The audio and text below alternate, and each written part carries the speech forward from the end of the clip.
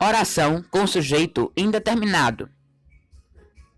Nessa oração com sujeito indeterminado, existe um sujeito que pratica a ação, mas não é possível determiná-lo. Exemplos: estão cantando na praça desde ontem. Estão é um sujeito que pratica a ação, mas não é possível determiná-lo. Quem são esses sujeitos? Quem são esses estãos cantando na praça desde ontem? Na oração sem sujeito, o sujeito é inexistente. Não há algo ou alguém que pratique a ação. Exemplo: houve muita gente elogiando. Houve é um sujeito inexistente. Não há algo ou alguém que pratica esta ação, porque é um ocorrimento. Houve, ocorreu. Muita gente elogiando. Há alunos interessados no curso. É a mesma coisa com há. Os verbos impessoais são verbos que, não apresentando sujeito, são conjugados apenas na terceira pessoa do singular.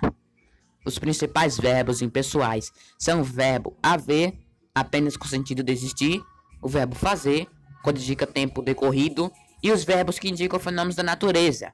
Exemplo: choveu hoje à noite. Choveu indica fenômeno da natureza.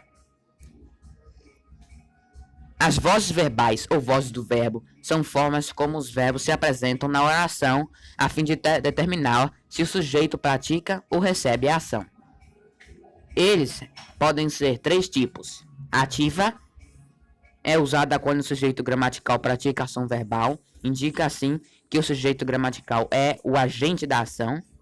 Por exemplo, na voz ativa, minha avó criou meu irmão, podemos verificar que o sujeito minha avó realiza a ação, que indica pelo verbo criou meu irmão.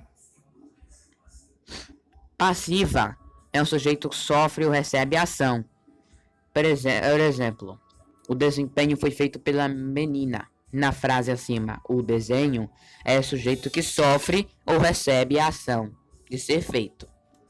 Na reflexiva, o sujeito da oração é, ao mesmo tempo, agente e alvo da oração indicada.